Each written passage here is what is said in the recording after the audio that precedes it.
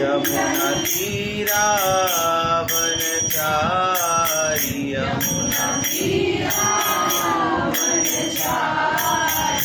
जय राधा माधव कुंज बिहारी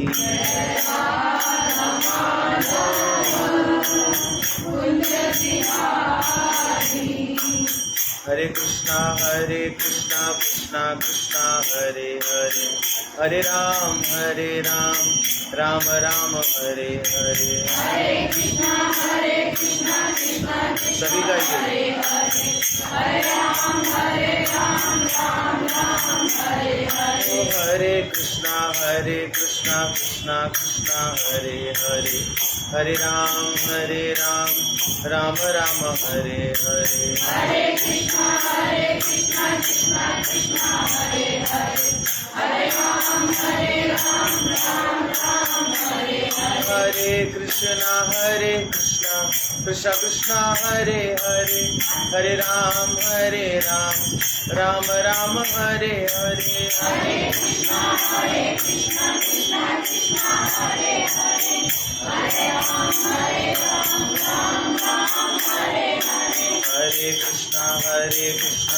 कृष्णा हरे हरे हरे राम राम राम हरे हरे हरे कृष्णा कृष्णा कृष्णा हरे हरे हरे राम राम हरे हरे हरे कृष्णा कृष्णा कृष्णा हरे हरे हरे राम राम हरे हरे हरे कृष्णा कृष्णा कृष्णा हरे हरे हरे राम राम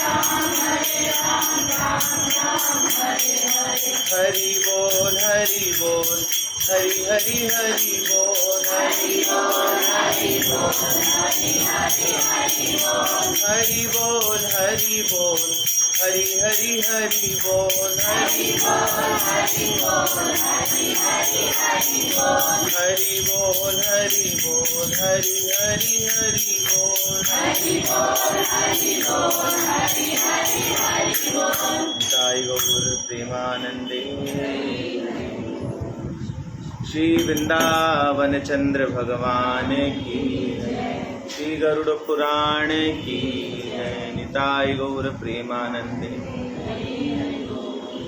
अतः 8वां अध्याय। आज बहुत अच्छी बात है कि हम सब लोग एकादशी के दिन 8वें अध्याय के उस भाव को श्रवण करने जा रहे हैं जहाँ पे भगवान ने हम सब भक्तों के लिए आज नाम संकीर्तन की महिमा भगवान गरुड़ से कहेंगे। इस विषय को बहुत अच्छे से सुनने हैं। श्री गरुड़ ने भगवान नारायण से प्रार्थना करी। कल हम लोगों ने इन सब विषयों को सुना था कि जीव किस किस प्रकार से नरक में जाता है और क्या क्या यातनाएं भोगता है और कौन सा जीव किस पाप से क्या बनता है। और ये भी सुना था कि पिंडदान हुए बिना कोई भी प्रेत योनि से मुक्त नहीं होता। मैंने आप लोग को एक कथा सुनाई थी ना, याद है ना, कुंभ में था और वहाँ एक प्रेत मिला था। वो प्रेत क्यों प्रेत बना था? उसने अपने गुरुदेव के द्वारा दिए गए नियमों को पूरा नहीं किया था, जिस कारण से वो प्रेत बना था। कल भी हमने यही पढ़ा था, याद है? तो वो तो मैं सुना चुका, आज भी सुनाऊंगा फिर कभी। तो भगवान श्री गरुड़ ने भगवान से निवेदन किया, हे भगवान कृष्ण, पुण्य आत्मा प्राणियों के निमित्त परलोक संबंधित करने योग्य कृत्य का विस्तार स्पष्टीकरण करने की कृपा कीजिए। पुत्र आदि के द्वारा प्राणी के अंत समय के लिए जाने वाले दान का भी महत्व कृपया स्पष्ट कीजिए। भगवान विष्णु ने कहा, हे पक्षीराज गरुड़, मनुष्य मात्र के हित लाभ हेतु मैं तुम्हें प्राणियों के मृत्यु काल में करने योग्य धार्मिक कृत्यों का वृतांत स्पष्ट में बता रहा हूँ, कृपया ध्यान से सुनो। वृद्धावस्था में पुण्य आत्मा प्राणी भी शरीर क्षय से ग्रसित होते हैं, इंद्रियां शिथिल हो जाती हैं, अनेकों रोग व्याधि हो जाती हैं। जब ऐसे प्राणी के ग्रह विपरीत हो जाएं, तब कानों में उंगली देने पर भी वह शब्द श्रवण न करे तो समझे कि इसकी 6 माह की अवधि में मृत्यु अवश्य भावी है। मतलब समझे, यानी किसी की सिर्फ 6 महीने की जिंदगी रह गई हो और वो कान में उंगली डाले, बोले हरे कृष्णा कृष्णा कृष्णा हरे हरे, हरे राम राम राम हरे हरे। अगर ये स्वर अंदर सुनाई दे रहा है यानी अभी आप 6 महीना और जियोगे, और अगर ये स्वर अंदर नहीं सुनाई दे रहा तो समझ जाओ आप 6 महीने के अंदर अंदर भगवान के धाम जाने वाले हो, है ना। करके देख लो, सुनाई दे रहा है, डरो मत, डरने की क्या जरूरत है, करके देखो। हरे कृष्णा कृष्णा कृष्णा हरे हरे, हरे राम राम राम हरे हरे। सुनाई दे रहा है सबके? आपको नहीं सुनाई दे रहा? दे रहा अंदर? चलो 6 महीना हो, रथ यात्रा करके ही जाओगे कहीं। तो गंगा मैया आपको सुनाई दे रहा है, आपका इम्पोर्टेंट है। चलो, तो भगवान बोले शिथिल हो जाती है, 6 माह बाकी हैं। तब इस समय निर्भय होकर के अर्थात भय त्याग करके ज्ञानतावश एवं ज्ञात पापों का प्रायश्चित किया जाए। पुनः प्राणंत स्थिति उपस्थित होने पर भगवान शालिग्राम के विग्रह का स्नान करके पूजन करें। इस पूजा अर्चन में गंध, पुष्प, धूप, दीप, नैवेद्य, केसर, तुलसी पत्र तथा मोद को भगवान का पूजन कर नैवेद्य अर्पित करे। भगवान के अष्टाक्षर तथा द्वादशाक्षर मंत्रों का जप करते हुए दक्षिणा सहित ब्राह्मणों को भोजन कराए। इस क्रम में भगवान विष्णु तथा शिव का नाम जप करते रहे। इस प्रकार हरि नाम जप तथा श्रवण से अगले अनेकों जन्म के पाप नष्ट हो जाते हैं। ऋण व्यक्ति के प्राणांत काल में बंधु बांधव रुदन न करके शोक रहित हो, बारंबार हरि नाम धुन जपते रहें। यानी जब हमें पता चल जाए कोई मरने वाला है तो उसके पास बैठ के रोना नहीं चाहिए, ये भी पाप है। भागवत में वर्णन है कि जो व्यक्ति मरने वाला हो ना, उसके पास बैठ के उसको संसार की याद दिलाते ना, देखो देखो तुम्हारा पोता आ गया, देखो देखो तुम्हारा बेटा आ गया, दिलाते ना, वो भी नर्क जाते हैं। जब हमें पता चल जाए कि इस व्यक्ति के पास अब दिन नहीं है तो उसको संसार याद ही नहीं दिलाना चाहिए, उसके पास बैठ करके केवल हरिनाम संकीर्तन करते रहना चाहिए। वो अभी देखो भगवान ने कहा ना, उसके पास उसकी छाती पे उसके शालिग्राम का, उसके गुरुदेव का, उसकी गुरु परंपरा का चित्रपट उसके इर्द गिर्द उसकी छाती पे रख देना चाहिए, ताकि यमदूत उसके शरीर का स्पर्श ना कर सके, उसका कल्याण हो जाए। ऐसा तो प्रातः काल में बंधु बांधव रुदन न करके शोक रहित होकर के बार बार हरि नाम धुन जपते रहें। कूर्म, मत्स्य, वराह, नरसिंह, वामन, परशुराम, राम, कृष्ण, बुद्ध, कल्कि इत्यादि इन 10 नामों का अहर्निश जप करते हुए ऋण प्राणी के समीप जाकर के उसे सुनाएं। ऐसे बांधवों का सत्कार्य बताया गया है। भगवान वासुदेव केशव के मंगलमय नाम के उच्चारण करने मात्र से ही ब्रह्म हत्या सहित कोटि जन्मों के पाप समूह का नाश हो जाता है। हे गरुड़, आपने अंतकाल में पुत्र भाव के वशीभूत होकर के अजामिल जैसे पाप आत्मा ने नारायण नारायण कह करके अपने पुत्र को पुकारा था। इससे ही वह समस्त पापों से मुक्त हो गया था और भगवान के धाम को चला गया था। तो फिर ईश श्रद्धावश इन भगवान के नामों के उच्चारण की महिमा तो अवर्णनीय है।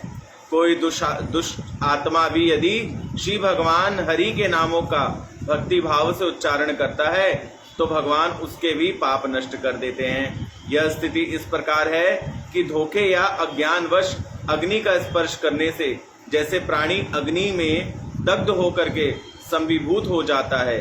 हे गरुड़, हरि का नाम उच्चारण पापियों के भी पाप का नाश की अमोघ शक्ति रखता है। इस प्रकार भगवान का नाम बहुत ही क्या है, दिव्य। हरि नाम की ऐसी शक्ति तथा महिमा है कि जीवन भर पाप करने वाले प्राणी भी यदि एक बार भी भक्ति पूर्वक हरि नाम का स्मरण कर लेते हैं तो उनके समस्त पाप समूह नष्ट हो जाते हैं। यमराज ने भी अपने यमदूत को आदेश दे रखा है, हे दूतों, संसार के नास्तिक प्राणियों को ही मेरे लोक में ले आना। जो प्राणी हरि नाम का स्मरण करे उसे मेरे यमलोक में नहीं लाना। वाह, यानी हम लोग बच गए भाई, हरि बोल। हम लोग तो भगवान का भजन करते हैं, तो बोले उसे वहां पे नहीं लाना। ऐसे धर्मात्मा प्राणी जो भक्ति पूर्वक अच्युतानंद के शव नारायण रामकृष्ण दामोदर वासुदेव श्रीधर माधव गोपी वल्लभ जानकीनाथ श्री राम इत्यादि भगवान नामों का स्मरण करे तथा हे कमल नयन, हे वासुदेव, हे धरणीधर, हे विष्णु, हे अच्युतानंद, हे गोविंद, शंख चक्र पद्मधारी प्रभु, आप ही इस विश्व के कर्ता धर्ता सर्वरूप हो।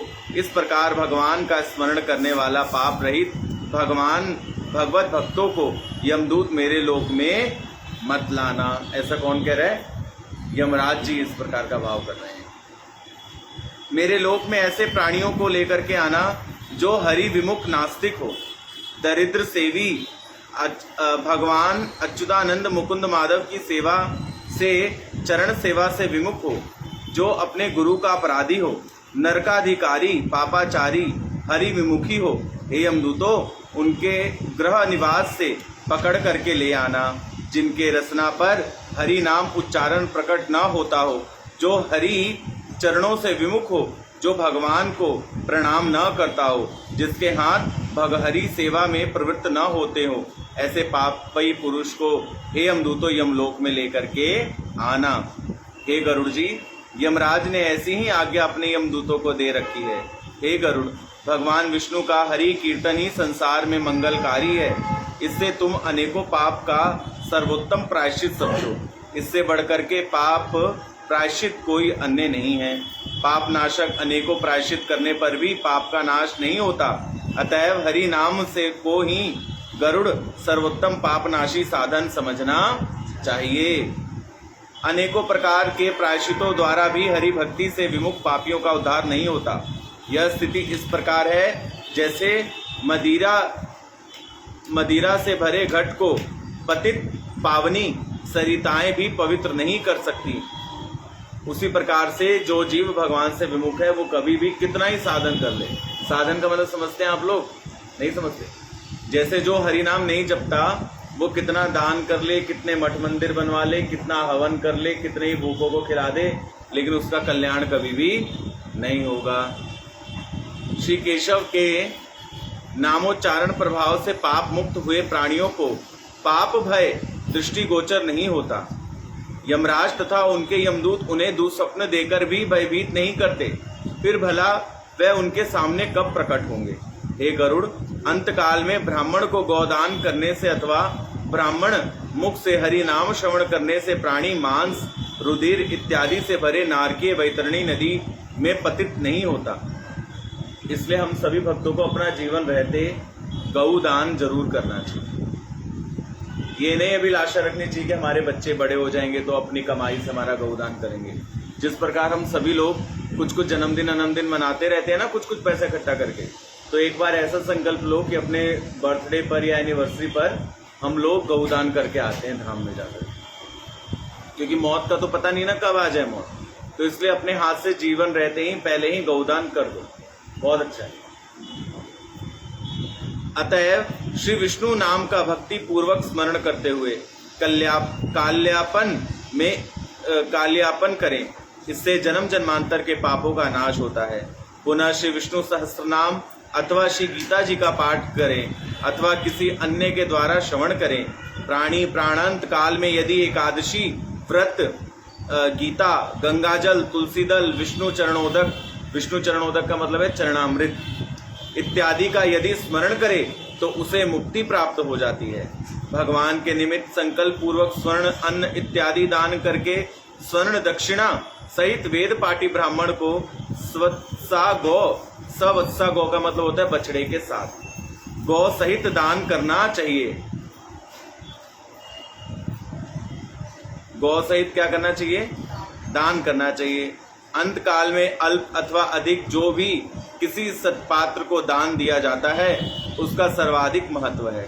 मरणासंपन्न प्राणी के निमित्त जब उसके पुत्रगण यह विचार करते हैं कि पिता के निमित्त मैं अमुक वस्तु का दान करूंगा अथवा वाणी से अपना संकल्प प्रकट करता है, तो इस प्रकार संकल्प युक्त दान का प्रभाव कोटि गुणा हो जाता है। इसलिए अगर कोई मर गया और आपने इस प्रकार की चेष्टा कर ली कि ये चीज मैं दान दूंगा, पुत्र कर ले, तो वो चीज कभी फिर रखनी, वो निकल गई तो निकल गई, समझ गए, रखना नहीं चाहिए।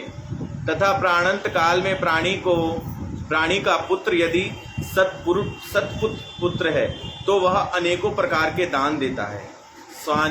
स्वनिमित दान के इस अभिप्राय पूर्णतः हेतु धार्मिक पुरुषों में लौकिक जीवन में पुत्र कामना होती है। अंतकाल में जब मरणोन्मुख प्राणी को भूमि शयन कराया जाता है तो उस समय उसके नेत्र खुले रहते हैं अथवा बंद रहते हैं। तब पुत्र का कर्तव्य है कि पिता के पूर्व संचित धन से अथवा स्वयं अर्जित धन से कृणात त्याग कर यथाशक्ति दान करे।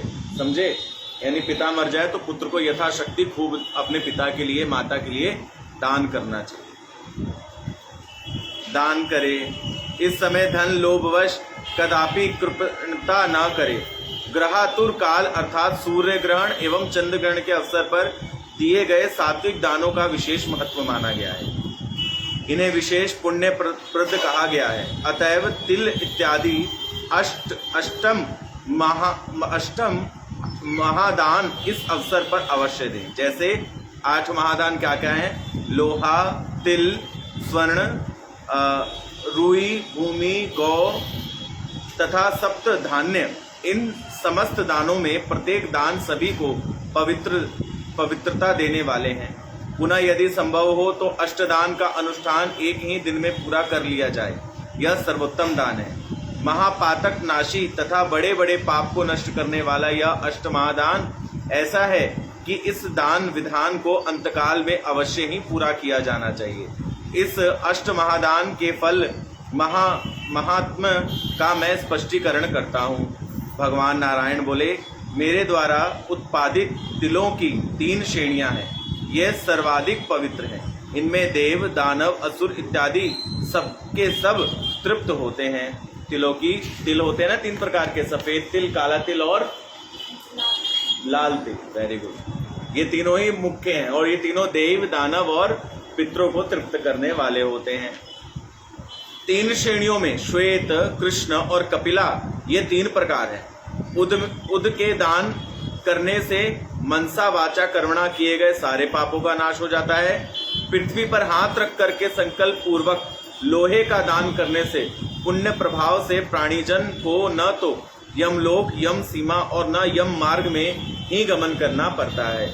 यहाँ पुण्य से मतलब धरती पे हाथ रख के लोहा दान करने का मतलब समझते आप क्या होता है? नहीं ना, समझा देता हूँ। इसका मतलब होता है कि जब भगवान का कोई मंदिर बन रहा हो, अब आप किसको लोहा दोगे? किसी को लोहा दोगे कोई लेगा? नहीं लेगा। परंतु जब मंदिर बनता है, निर्माण होता है, तो उसमें सरिया तो डलता है लोहा का। तो अपनी तरफ से आपने देखा होगा जब मंदिर निर्माण की बात आती है तो अधिकतर लोग लोहा दान करते हैं। वो क्यों करते हैं? वो इसलिए करते हैं क्योंकि लोहा दान करने वाले व्यक्ति को यम मार्ग में, जो हमने द्वितीय दिन सुना था ना कि कोड़े पड़ते हैं, पिटाई होती है, वो नहीं होता। इसलिए वो लोग क्या करते हैं, धरती पर हाथ रखने का मतलब है अक्षत, जौ, दक्षिणा लेकर के जितना वो लोहा देना चाहते हैं, 10 किलो, 20 किलो, 5 किलो, उतना संकल्प करके एक हाथ धरती पे होता है, उकड़ू बैठते हैं। उकड़ू बैठने का मतलब समझता है, जैसे आप लोग जब मल त्याग करने जाते हो तो बैठते हो ना, उस प्रकार एक हाथ धरती पे होता है, सीधे हाथ में संकल्प होता है।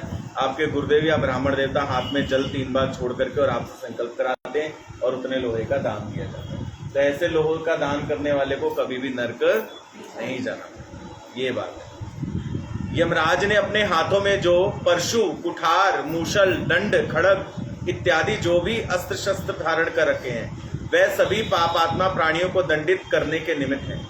यमराज के ऐसे दुर्गश महाशास्त्रों की प्रसन्नता के निमित्त लोहा दान करके यमलोक के कष्टों से मुक्त होने का अवश्य ही प्रयास करना चाहिए। अब ऐसा नहीं कि हमारा मंदिर बनेगा तो दुनिया लोहा ही देने लग जाए। मैं नहीं लूंगा, पहले बता रहा हूं, दिक्कत ही दिक्कत हो जाएगी। यमराज के ये 4 महा यमदूत हैं। कौन कौन? पूर्ण, श्याम, सूत्र, शुराडामर्क, उद्दुवर तथा शेषबल इत्यादि चारों यमदूत लोहदान से अश्वमेव प्रसन्न होते हैं। हे गरुड़ जी, इन समस्त दानों में गुप्त दान सर्वोत्तम दान है। अच्छा, गुप्त दान भी है भाई, सर्वोत्तम दान है। इसका वृतांत मैं कहता हूँ। इस उत्तम दान से स्वर्ण, स्वर्ग, मृत्यु तथा पाताल स्थित समस्त देवतागण प्रसन्न हो जाते हैं। ब्रह्मा सहित त्रिदेव, अन्य देवगण, ऋषि गण इत्यादि तथा धर्मराज भी, सभा में निवास करने वाले समस्त देवतागण स्वर्णदान से प्रसन्न होकर के वरदान देते हैं। अतः स्वर्णदान अवश्य करना चाहिए। प्रेतात्माओं की मुक्ति के निमित्त अवश्य ही स्वर्णदान करना चाहिए। इससे प्रेतात्माओं को यमलोक गमन करने से मुक्ति प्राप्त होकर के स्वर्ग को प्राप्त होते हैं। इसलिए आप देखेंगे जब भागवत होती है जगह जगह प्रेतों के उद्धार के लिए, तो उस भागवत में जो व्यासपीठ पे वक्ता बैठे होते हैं उनको सोने की अंगूठी या चैन या कुछ भी स्वर्ण का कुछ भी वो देते हैं। उसका कारण क्या? क्योंकि भागवत होती है पितरों की मुक्ति के निमित्त के लिए, और जैसे वो अर्पण करते हैं तो वो और पक्का हो जाता है ना कि हाँ भाई अब हमारा पितृ रही गई कसर भी स्वर्ण दान से पूरी हो गई। इसलिए व्यास आसन बैठा। वो पाप कौन भोगेगा? जो व्यास आसन पे बैठा है वो बेचारा पाप भोगेगा।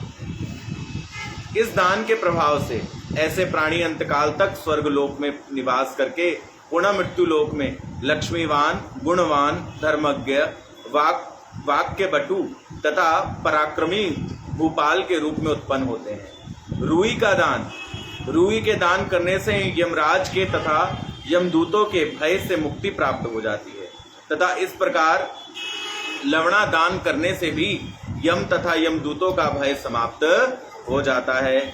यमलोकवासी चित्रगुप्त जी भी लोहा, लवणा, कपास, तिल, स्वर्ण इत्यादि के दान से प्रसन्न होते हैं।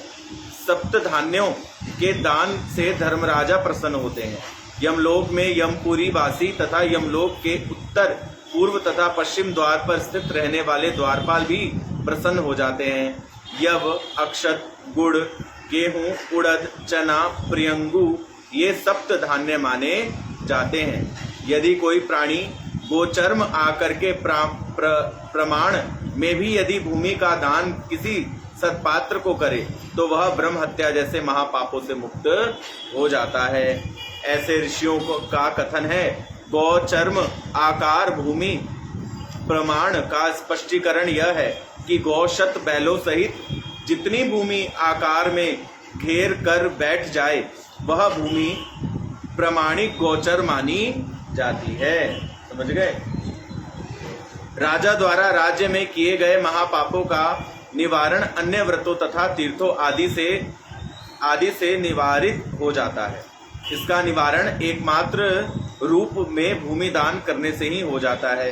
जो मनुष्य उपस्कारित सहित ब्राह्मण को भूमि दान करता है वह प्राणी देवों तथा दैत्यों से पूजित होकर के इंद्रलोक को गमन करता है।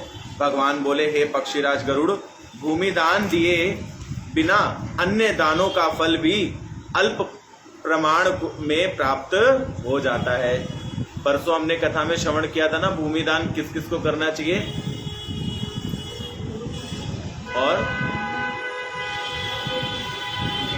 गुरु को, मंदिर को और बेटी को, 3 लोगों को भूमि दान जरूर करना चाहिए। प्रथम में किसको?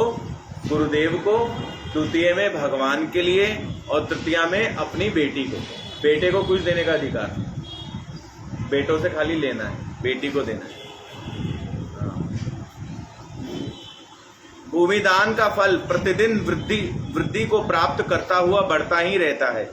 अतः सभी को यथाशक्ति भूमि दान अवश्य ही करना चाहिए। यानी जिसने मंदिर निर्माण में सेवा दी है उसको तो फल लगेगा ही लगेगा।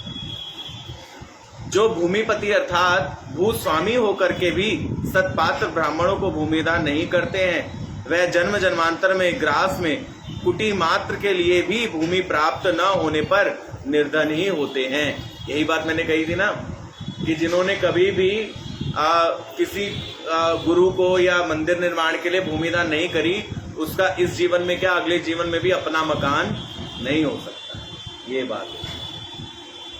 जो भूमि स्वामित्व के गर्भ में वशीभूत होकर के वास प्रमाण मात्र भी भूमि दान नहीं करते वह शेषनाग जी के मस्तक पर पृथ्वी धारण करने की अवधि तक नरक में ही रहते हैं।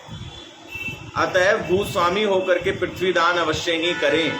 भूदान में अवश्य पुरुष को हमारे मत में गौदान करना चाहिए। प्राणांत काल में 3 प्रकार के गौदान करें। रुद्र धेनु दान, ऋण धेनु दान तथा मोक्ष धेनु आदि के रूप में गौदान करना चाहिए। यमलोक की वैतरणी नदी पार करने वाले गौदान को विधि विधान सहित पूरा करना चाहिए। हे गरुड़, गौदान करने से मनुष्य के मनसा वाचा कर्मणा किए गए समस्त वाचिक, मानसिक तथा कायिक पापों का क्षय हो जाता है। बाल्यावस्था, किशोरावस्था, युवावस्था एवं वृद्धावस्था में किए गए रात्रिकालीन, प्रातः, मध्य, तीसरे पहर तक, संध्याकालीन में किए गए समस्त पाप जो मनसा वाचा कर्मणा किए गए पापों से मुक्त अभिलाष हो, उसे अवश्य ही कम से कम एक बार दूध देने वाली सवत्सला कपिला गौ, वेद पाठी, तपस्वी, व्रत करता ब्राह्मण को दान करना चाहिए। ऐसे व्यक्ति समस्त पापों से मुक्त हो जाते हैं। अंतकाल में उनकी उद्धारक यही उनके द्वारा दान दी गई गौ होती है। स्थिर दशा में एक गौदान, ऋण अवस्था में 100 गौदान तथा अंतकाल में सहस्त्र गौदान मरणोपरांत लक्ष्य गौदान के तुल्य हो जाती है। यानी आपने एक गौदान दूध देने वाली अगर एक गाय भी दान कर दी ना, तो उसका कितना पुण्य मिलेगा वो गिनती में नहीं।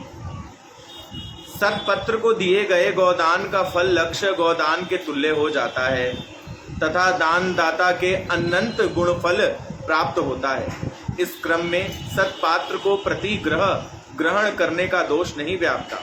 ऐसे ब्राह्मण जो वेदाध्ययन में रत हो, वैश्व देवादि का यज्ञ करता हो, परान्न भक्षण न करता हो, यदि ऐसा ब्राह्मण रत्न रहित भूमि का दान ग्रहण करे तो उसे प्रतिग्रह जनित दोष नहीं व्यापता।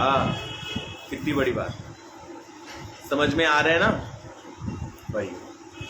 सर्प, वृश्चिक इत्यादि का विष प्रभाव मंत्र से फाड़ने पर समाप्त हो जाता है तथा अग्निदेव सभी को शीतलता प्रदान दूर कर देते हैं।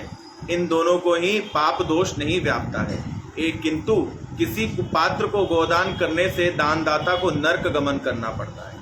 यदि कोई कुपात्र लुब्धित होकर के गोदान ग्रहण करे तो उसकी 101 पीढ़ियों तक उत्पन्न होने वाले प्राणी नरक में ही जाते हैं। तो इस प्रकार से अगर देखा जाए तो आजकल तो हर बंदा ही नरक जाएगा। क्यों? क्योंकि पंडित जी गोदान कराते हैं और गोदान कराने के बाद वो क्या करते हैं, वो जो गऊ लेकर के आता है उसको कुछ पैसा दे करके पैसा ले लेते हैं, उसके बदले गऊ जो गाय लेके आता है गाय लेके चला जाता है और वो पैसा का पैसा रख लेते हैं। तो इस प्रकार से तो 101 पीढ़ियाँ नरक जाएंगी। और फिर वही पंडित जी घर में बैठ के यही गरुड़ पुराण बाज कर सुनाते हैं और हम लोग सुन करके चुपचाप बैठ जाते हैं। क्या बोलना नहीं चाहिए, लेकिन क्या फ्रॉडगिरी चल रही है ना हम लोग को नरक भेजने के लिए। इससे अच्छा अपने हाथ से करो। जैसे अभी हमने कराया था ना, जय देवी के दादाजी उनका गोदान कराया था वृंदावन में, और वो गाय देखो कहाँ गई, श्री गोपीनाथ भगवान की सेवा में वो गाय है। आज भी हम जाते हैं तो दर्शन करके आते हैं गैया का। उस गाय का दूध जो आता है ना, वो दूध राधा दामोदर भगवान की सेवा में ही लगता है। बहुत अच्छी बात है। यदि कोई नरकगामी होती है, अतएव बुद्धिमान प्राणियों को स्वयं ही हित कामना से प्रेरित होकर के किसी सत्पात्र को ही गोदान देना चाहिए तथा दान लेने योग्य सत्पात्र को ही दान लेना चाहिए।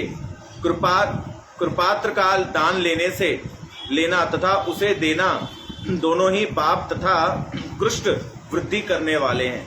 यदि एक गौ ब्राह्मण को दान करके उस दान के 4 भाग कर दिए जाएं तथा गौदान का विक्रय कर दिया जाए तो इससे गौ कृपित होकर के ऐसे करने वाले की 7 पीढ़ियों तक का समूल नाश कर देती है। अब बताओ, अब ये लेना देना हेर फिर तो पंडित जी और वो गाय वाला ही करते हैं, खैर हम लोग तो नहीं करते हैं। भगवान बोले, हे गरुड़ जी, मैंने आपको प्रारंभ में वैतरणी नदी के इतिहास में अवगत कराया था ना। अब इसको पार करने के साधन गौदान के विषय में विधि विधान सहित बताता हूँ। अब ध्यान से सुन लो, गाय को पकड़ करके वैतरणी नदी वहां पर कैसे पार करो।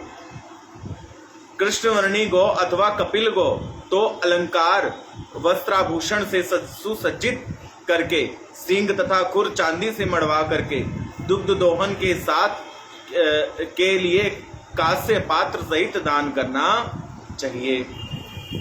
काले वस्त्र से गौ को स्वर्ण आच्छादित कर गले में घंटा बांध कपास के ऊपर खड़ा करके वस्त्र सहित एक तांबे के पात्र सहित रख करके उसके ऊपर लोह दंड सहित यमराज की स्वर्ण प्रतिमा स्थापित करके घृत से भरकर एक कांस्य पात्र रखकर उस स्थान पर एक गड्ढा भूमि में खोद करके इसमें जल भर दे तथा इसमें वैतरणी मानकर रेशमी वस्त्र से ढक करके तिरा दे। तिरा दे का मतलब समझते हो आप? हाँ, मतलब उसमें थोड़ा वो कर दे, समझ गया? तिरा दे।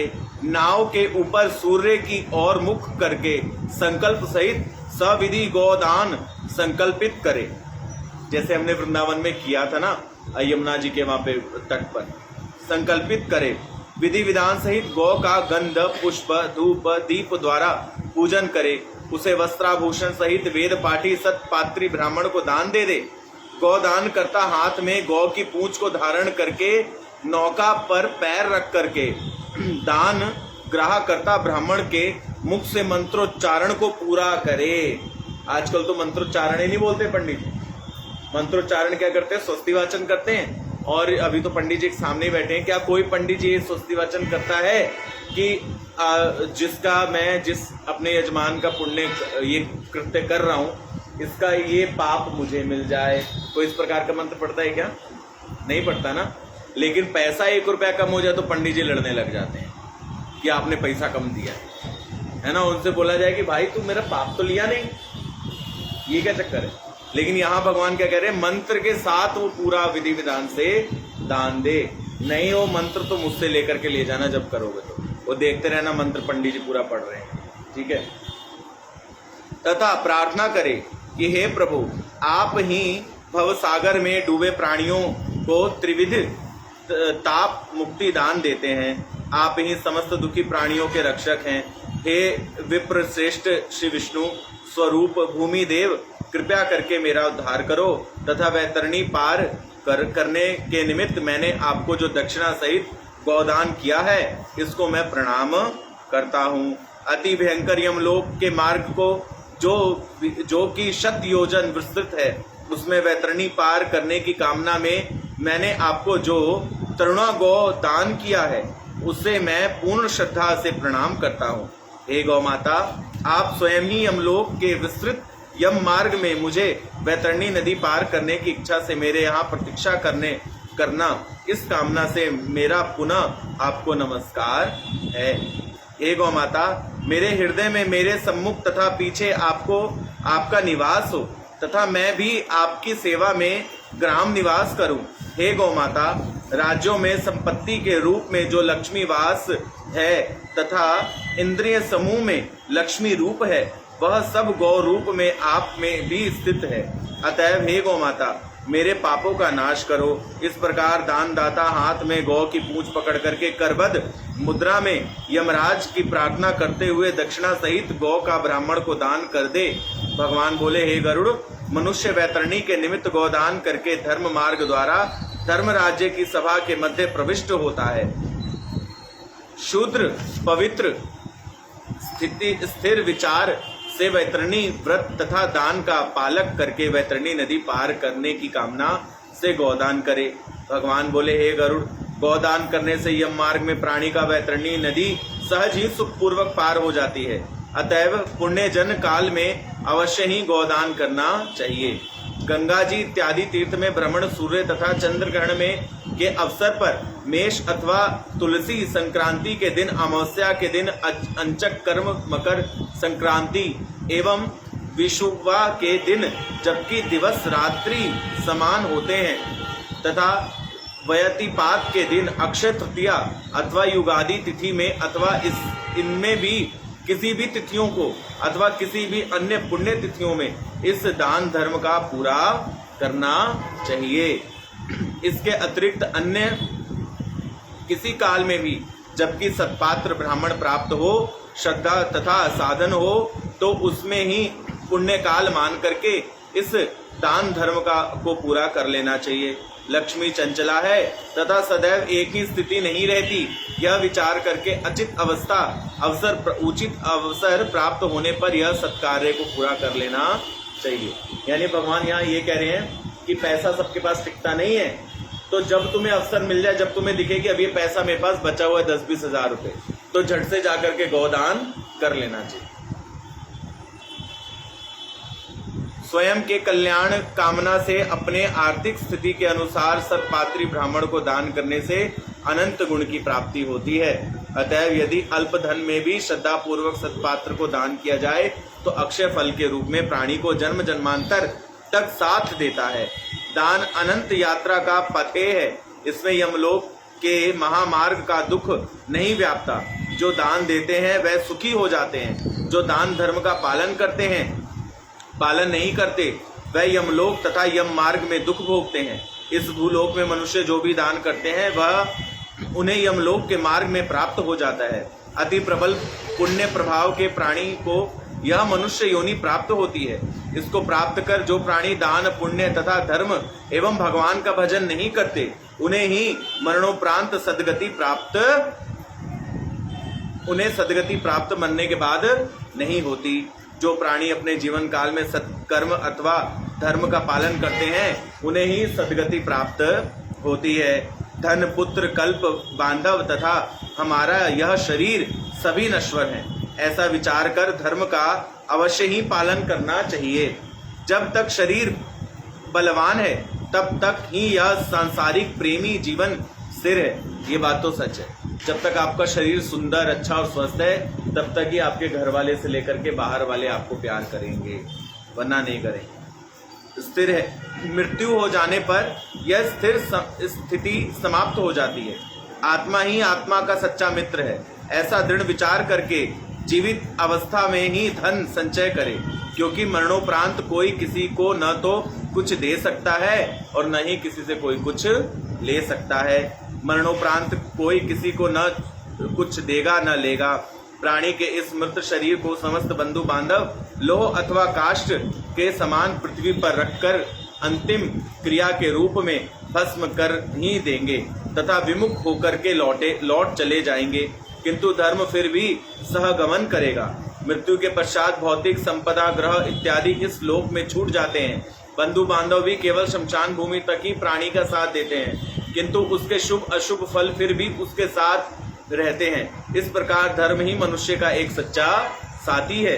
प्राणी का नश्वर शरीर अग्नि में भस्मीभूत हो जाता है, तथापि स्वशरीरिक कृत कर्म प्राणी के साथ ही गमन करते हैं। समझ आ रही है ना सबको बात? भव सागर के दुखों का कोई और छो नहीं है। केवल कर्म संबंध वश में ही जीव इस लोक में आता है तथा कर्मशय पूर्ण होने पर वह यहाँ से प्रस्थान कर जाता है। संसार में जीवों के आवागमन की स्थिति ऐसी है जैसे पंचशाला पर जल पानी के लिए प्यासे व्यक्ति एकत्रित हो जाते हैं। माता पिता बंधु भ्राता पुत्र अपनी पत्नी स्त्री इत्यादि का मिलन काल सीमित है। सब अपना अपना समय पूरा कर अंतिम यात्रा के पथिक हो जाते हैं। इस भवसागर में जीवों की स्थिति ऐसी हो जाती है जैसे नदी के जल में तैरते काष्ठ कंठ हैं। संसार में जीव इस प्रकार आते जाते रहते हैं तथा स्वंग वियोग बनते टूटते रहते हैं। मनुष्य को अपने जीवन में स्वयं ही अपने हाथ से दान करना चाहिए, क्योंकि पुत्र पौत्र और स्त्री धन इत्यादि कोई भी किसी के साथी नहीं है। मनुष्य के पास जब तक धन उपलब्ध रहता है तब तक वह स्वयं ही अपने हाथ से सत्पात्र ब्राह्मणों को दान करता रहे। धन पर स्वयं का स्वामित्व समाप्त होने पर प्राणी कुछ कर सकने में असमर्थ वंचित हो जाता है। पूर्व जन्म में स्वयं द्वारा दिया गया दान वर्तमान जीवन में प्राप्त हो जाता है। ऐसा विचार कर यथाशक्ति दान करना चाहिए। धर्म कार्यों में से धन की वृद्धि होती है तथा धन प्राप्त होता है। धर्म समस्त कामनाएं सिद्ध करता है। धर्म से धन तथा मोक्ष प्राप्त होता है। अतएव प्राणियों को अवश्य ही धर्म पालन करना चाहिए। श्रद्धा भक्ति सहित धर्म पालन करने से धर्म की और वृद्धि हो जाती है, किंतु धन राशि में सहज ही धर्म प्राप्त होने असंभव है। और यह स्थिति इस प्रकार से है जैसे अंकिंचन मुनिजन धर्म श्रद्धा बल से ही सदगति तथा मोक्ष को प्राप्त कर लेते हैं। भगवान विष्णु बोले, हे मेरे भक्तजनों, श्रद्धा भक्ति सहित जब मुझे पत्र पुष्प फल जल इत्यादि चढ़ते हैं तो मैं ऐसे भक्तिमय अर्पण को प्रेम पूर्वक स्वीकार कर लेता हूँ। अतएव अल्प या अधिक की मीमांसा त्याग करके श्रद्धा भक्ति सहित दान धर्म का पालन करना चाहिए। जो पुत्र अपने पिता के अंतकाल में उसके निमित्त दान करता है, देवगण ऐसे पुत्र की प्रशंसा करते हैं। जो पुत्र अपने माता पिता के निमित्त सत्पात्र को दान देते हैं, वह अपने पुत्र पौत्रों सहित अपनी आत्मा को पवित्र कर लेते हैं। पिता के निमित्त किया गया दान स्वयं को 100 गुणित, माता के निमित्त किया गया दान सहस्त्र गुणित तथा भगिनी के निमित्त किया गया दान सहस्त्र गुणित रूप से प्राप्त होता है। इस क्रम में भ्राता के निमित्त किया गया दान अक्षय फल का दायक होता है। दान धर्म का पालन करने वाले प्राणी को अनेक प्रकार के दुख तथा उपद्रव नहीं सताते। ऐसे प्राणी नारकीय दुख से तथा यमराज के भय से मुक्त हो जाता है। जो प्राणी अंत समय में लोभवश कृपतृणता वश यदि दान धर्म का पालन नहीं करते तो ऐसे पापी पुरुष मृत्यु के पश्चात घोर दुख को भोगते हैं। प्राणी के अंत समय में पुत्र पौत्र भ्राता इत्यादि जो संभोगी तथा रक्त संबंधी हैं, यदि वह उपस्थित होकर के दान धर्म का पालन नहीं करते तो वह सब के सब ब्रह्म हत्या के पाप के भागी होते हैं। यह शास्त्रोक्त तथा संशय रहित सत्य है। श्रीमन नारायण नारायण नारायण भजमन नारायण नारायण नारायण। टाइम कितना हो रहा है? 5 मिनट का समय है। एक 9वां अध्याय दान का विशेष सुनो। चलो कल सुना दो पक्का। दान की विशेषता है। अतः 9वां अध्याय सिर्फ 2 पन्ने, क्योंकि अंतकाल में भगवान ने क्या कहा कि जब कोई मरने लग जाए तो उसके हाथ से कुछ ना कुछ दान छुआ करके रख लेना चाहिए कि भाई तू संकल्प कर कि मैं ये दान दे रहा हूँ, तू संकल्प कर मैं इतना आटा दान दे रहा हूँ, तू संकल्प कर मैं इतना चावल दान दे रहा हूँ। ये तो भगवान की कृपा समझो आप सब कि आप सब एक ऐसे भक्ति केंद्र से जुड़े हो जहाँ पे आए दिन कोई ना कोई उत्सव होता रहता है। सच्ची बात है ये, क्योंकि अभी आप आगे सुनोगे भगवान के आगे नाचने से बढ़कर के कोई दान नहीं। कितनी बड़ी बात है, सच्ची बात है। कल हमने सुना था ना कि किस प्रकार का विग्रह होता है जिस विग्रह के अंदर भगवान निवास करते हैं। कैसा होता है बताओ? जिसमें 1 ग्राम से 1.5 ग्राम के बराबर सोना हो और जिस विग्रह ने इस धरती के सारी नदियों में स्नान किया हो, उस विग्रह में भगवान निवास करते हैं। और इस ख्याला के अंदर एकमात्र हमारा ही मंदिर ऐसा है जो अष्ट धातु जिनके अंदर है और जिन्होंने इस पूरे ब्रह्मांड की नदियों में स्नान किया। दूसरा वर्ण आया जहाँ पे ब्रह्मा शिव और संकल्पित भगवान निवास करते हो, उस स्थान को वैकुंठ माना जाता है। तो ब्रह्म रूप में गोमती चक्र हमारे यहाँ पर है, शिव स्वरूप में गोपेश्वर महादेव विद्यमान है ना, और अनंत ब्रह्मांड के नायक के रूप में गिरिराज महाराज जी हमारे मंदिर के अंदर विद्यमान है। जिन गिरिराज जी को ब्रज से बाहर कोई ले जा नहीं सकता, किसी की हिम्मत नहीं है, लेकिन गिरिराज जी खुद चल करके हमारे मंदिर में आए हैं। और इस मंदिर के अंदर तभी मैं कहता हूँ, आप जो बोलते हो, कई लोग आकर के कहते हैं ना प्रभु जी पता नहीं क्या थी जिंदगी और जब से आए तब से क्या हो गई। वो क्यों हुई? क्योंकि हमारे ठाकुर जी देखते हैं, सुनते हैं, बोलते हैं। और जब कल मैंने बात पढ़ी कि सबसे बड़ा गोदान है भगवान के आगे नाचना, सबसे बड़ा तीर्थ है भगवान के आगे उच्च स्वर से गाना, सबसे बड़ा व्रत है भगवान के ही हो करके और भगवान के ही बन करके रहना। ये कितनी बड़ी बात है। और हम लोग तो आए दिन नाचते रहते हैं, नहीं भगवान के, और हमारे ठाकुर जी नाचने गाने पे हम पे रीच जाते हैं। इससे बड़ी बात और क्या हो। तो अतः 9वां अध्याय भगवान बता रहे हैं। हाँ, तो मैं ये बात बताना भूल गया। तो क्योंकि आप लोग यहाँ पे आए दिन उत्सव होते हैं, आप लोग कुछ ना कुछ अपने घर से ठाकुर जी के लिए बना करके लेकर के आते हैं, आप लोग भंडारा होता है उसमें दान करते, तो उससे क्या होता है कि आपके घर का अन्न भी निकल गया, आपको अन्नदान का पुण्य भी मिल गया। और अन्नदान का पुण्य कितना बढ़ करके मिला कि केवल अन्न होता तो केवल अन्नदान का फल मिलता, वो अन्न आता है भगवान जगन्नाथ को भोग लगता है, तो क्या बन जाता है? प्रसाद। वो बनता है प्रसाद, प्रसाद बनता है वो। फिर उस प्रसाद को आप सभी भक्त बैठ करके यहाँ पे, जब भगवान ने खा लिया तो उसमें से सारा पाप खत्म हो गया। अब उसमें किसी का अधिकार नहीं है। अब वो किसका प्रसाद है? भगवान का। अब वो भगवान का अंश। और जैसे ही भक्तों ने उसको खा लिया तो क्या बन गया? महाप्रसाद। अब उसको जो खाएगा ना, वो भक्त के हृदय में, उस पापी से पापी जीव के हृदय में भगवान की भक्ति प्रकट हो जाएगी। इसलिए हम लोग पढ़ते हैं ना, महाप्रसादे गोविंदे नामना ब्राह्मण वैष्णवे स्व अल्प पुण्यमृतम राजन विश्वास नेव जायते। यानी इसको महाप्रसाद को, भक्तों के मुख से निकले महाप्रसाद को पाने वाले जीव को इतना पुण्य प्राप्त हो जाता है जिसकी वो कभी गणना कर भी नहीं सकता, इतना पुण्य प्राप्त होता है। और सेम इसका उल्टा है। अगर उसको, हम कहते हैं ना, उतना लो थाली में बेकार ना जाए नाली में, अगर उसने एक दाना भी चावल का त्याग किया तो उसको उतने ही करोड़ गुना पाप चढ़ जाएगा। समझ रहे हैं?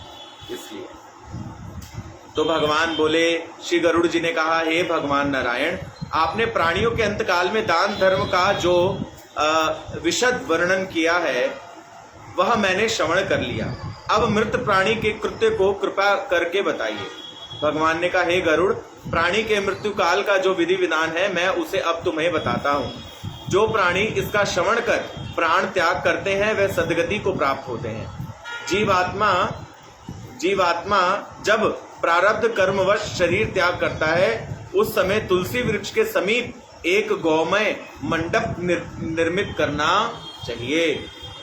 अब गौमय इतने बड़े तो घर है नहीं, सबके फ्लोर हैं, तो सबसे अच्छा क्या करना चाहिए? आपके घर में जितने तुलसी के वृक्ष है ना, जब आपके घर में कोई भगवान के नाम चला जाए तो तुलसी के वृक्ष उसके इर्द गिर्द रख देने चाहिए और तुलसी की छाया में उसको रख देना चाहिए। ठीक कर देना चाहिए। इस स्वच्छ मंडप पर आसन बिछा करके इस तिल तथा स्वच्छ कुशा रख करके शालिग्राम जी की मूर्ति स्थापित करनी चाहिए। अनेक पापों को नष्ट करने वाले श्री शालिग्राम की प्रतिमा जहां भी होती है उसके समीप रह करके प्राण त्याग करने वाले को निश्चय ही मुक्ति प्राप्त हो जाती है। जहां भव ताप नाशी तुलसी वृक्ष स्थित है उसकी छाया व्याप्ति है, उस स्थान पर प्राण त्याग करने वाले को अवश्य ही मुक्ति प्राप्त हो जाती है। जिस घर में तुलसी वृक्ष विद्यमान है यह तीर्थ तुल्य है तथा वहां यमदूत कभी भी नहीं आते। जो प्राणी तुलसी की मंजरियों से युक्त होकर के प्राण को त्याग करते हैं वह अपने अनेकों पापों से मुक्त होकर के भी यमलोक में गमन नहीं करते। हम लोग के तो कंठ में निरंतर तुलसी पड़ी रहती है, तो आप लोग नरक नहीं जाने वाले। जो प्राणी मुख में तुलसी पत्र धारण करके कुशा के आसन पर मेरे विष्णु लोक को प्राप्त कर जाते हैं। तुलसी पत्र तथा तिल दर्भ 3 प्रकार के होते हैं। ये समस्त प्रकार पसीना, समझ गए? भगवान के पसीने से ही क्या उत्पन्न हुआ है? बोलो, कहाँ गए?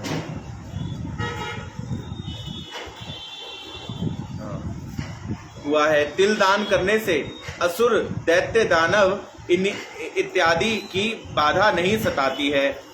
इस दान से ये समीप नहीं आते हैं। हे गरुड़, दभों का स्पर्श मात्र करके प्राणी स्वर्ण को प्राप्त हो जाता है। तब मेरे रोम से उत्पन्न हुए हैं तथा मेरा ही विभूति है। कुश भी अत्यंत पवित्र है। इनके अग्रभाग में शिवजी तथा कुशा के मूल में ब्रह्मा एवं भगवान जनार्दन का वास है।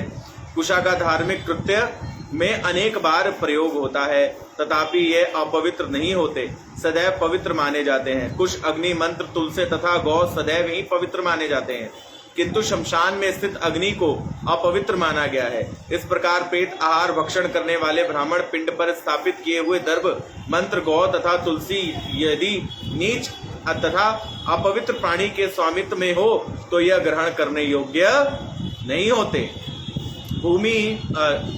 शुद्धा भूमि को गौ के गोबर से लीप करके उस पर दर्भ बिछा करके मरणोत्तर क्रिया कर्म भूमि पर करना चाहिए। आकाश में मृत्यु प्राप्त करने वाले प्राणी की शैया नहीं की जाती है। मंडप अवश्य निर्मित करना चाहिए क्योंकि मंडप पर श्री ब्रह्मा, विष्णु, महेश, अग्नि सहित समस्त देवता सहित रहते हैं। समस्त भूतल को पवित्र माना गया है। जिस जगह गौ का गोबर लेपन किया जाता है तथा जिस स्थान पर लेपन संभव नहीं है, ऐसे समस्त भूमि को लेप करके ही शुद्ध किया जाता है। खाट पर मृत्यु होने पर बिना गोबर से लिपे भूमि पर प्राण त्याग करने से प्राणी को सद्गति प्राप्त नहीं होती तथा साथ ही इस दशा में प्राण त्यागने वाला जीवात्मा को भूत प्रेत पिशाच आदि ग्रस्त करते हैं तथा यमदूत सताने लगते हैं। इसलिए हमारे घर में कोई मर जाए तो थोड़ा सा गोबर ला करके भी रख देना चाहिए। अगर आप लीप नहीं सकते, हाँ, रख देना चाहिए गोबर ला करके गाय का। हवन, अग्नि, होम, देव पूजा, श्राद्ध कर्म, ब्राह्मण भोजन इत्यादि समस्त आतुर कृत्य मंडप बना करके ही करने चाहिए। इत्यादि कृत्यों को मंडप निर्मित किए बिना नहीं करना चाहिए। प्राणी के अंतकाल में सद्गति हेतु पृथ्वी को गोबर से लीप करके उस पर मरणासन प्राणी को शयन करा देना चाहिए तथा उसके मुख में पंचरत्न अथवा पंचद्रव्य डालना चाहिए। स्वयं तथा मरणाशील प्राणी को शालिग्राम जी की चरणोदक पान करना तथा कराना चाहिए। प्राणी के प्राणांत समय में उसके बिंदु मात्र में श्री शालिग्राम के चरणोदक का पान करने से उसे यमलोक में मुक्ति प्राप्त होती है और विष्णु लोक प्राप्त हो जाता है। यदि अंत समय में प्राणी को गंगा जल पान कराया जाए तो यह उत्तम होता है। इससे प्राणी को तीर्थ स्थल पर दान पुण्य के तुल्य पुण्य फल प्राप्त हो जाता है। इससे प्राणी के महापातकों के पाप नष्ट होते हैं। एक सहस्त्र शरीर को पवित्र करने के हेतु किए गए चंद्रायण व्रत के तुल्य पुण्य फल तथा गंगा जल प्राप्त करने से पुण्य अथवा यह दोनों समान ही हैं। भगवान बोले, हे पक्षीराज गरुड़, गंगा जल पान करने से प्राणियों के समस्त पाप समूह इस प्रकार नष्ट हो जाते हैं जैसे अग्नि रुई के ढेर से भस्म हो। अग्नि रुई के ढेर को भस्म कर देती है। जो प्राणी सूर्य किरणों से तप्त किए हुए गंगा जल का पान करते हैं वह समस्त योनियों से मुक्त होकर के श्री वैकुंठ लोक को प्राप्त कर जाते हैं। इसलिए आप कभी गंगा यमुना जाओ, दोपहर के टाइम स्नान करो तो स्नान के बाद आचमन भी करना चाहिए। स्नान से पहले भी आचमन की विधि है, स्नान के बाद भी आचमन की विधि है। यह गंगा जल अमोघ पापोद्धार है। यह अन्य नदियां भी स्नान करने से पापियों को पाप से मुक्ति कराती है, लेकिन गंगा जी की ऐसी महिमा है कि गंगा जी के दर्शन से, स्पर्श करने से, गंगा जल पान करने से तथा गंगा जी का मात्र केवल उच्चारण करने से ही सहस्त्र पापी पाप से मुक्त होकर के पवित्रता को प्राप्त करते हैं। अतएव यह सर्व पापनाशी है। मरणासन प्राणी भी यदि कंठगत प्राण अवस्था में बार बार हे गंगे हे गंगे हे गंगे कह के गंगा का नाम उच्चारण करता है तो वह समस्त पापों से मुक्त होकर के श्री विष्णु के वैकुंठ को प्राप्त कर जाता है तथा जन्म मृत्यु के चक्र से मुक्त होकर के जीवात्मा अपने अंत समय में यदि श्रद्धा भक्ति सहित गंगा जी का स्मरण करते हुए शरीर त्याग करे तो भी उसे सद्गति प्राप्त हो जाती है। अतएव श्रद्धा सहित गंगा जी का ध्यान स्मरण करते हुए उन्हें प्रणाम करके गंगा जल का पान करे तथा पुण्य श्रीमद् भागवती कथा का भक्ति पूर्वक श्रवण करे तो मतलब भागवत की कथा का भक्ति पूर्वक श्रवण करे तो उसे निश्चय ही मोक्ष प्राप्त हो जाता है। जो मरणासंपन्न प्राणी अपने मृत्यु काल में श्रीमद् भागवतम के एक श्लोक अथवा आधे श्लोक का भी पाठ एवं श्रवण करता है तो वह ब्रह्मलोक को प्राप्त हो जाता है। उसका पुनः पृथ्वी पर जन्म नहीं होता। यदि ब्राह्मण क्षत्रिय वैश्य इत्यादि कुलों के प्राणी अपने अंतकाल में भक्ति सहित भगवान विष्णु पुराण, शिव पुराण अथवा उपनिषदों का पाठ या श्रवण करते हुए प्राणों का त्याग करे तो उसे निश्चय ही मोक्ष प्राप्त हो जाता है।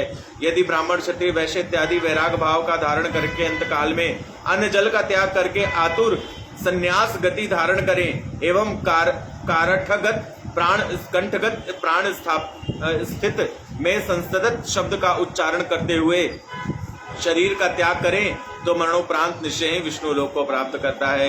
उसका पुनर्जन्म नहीं होता।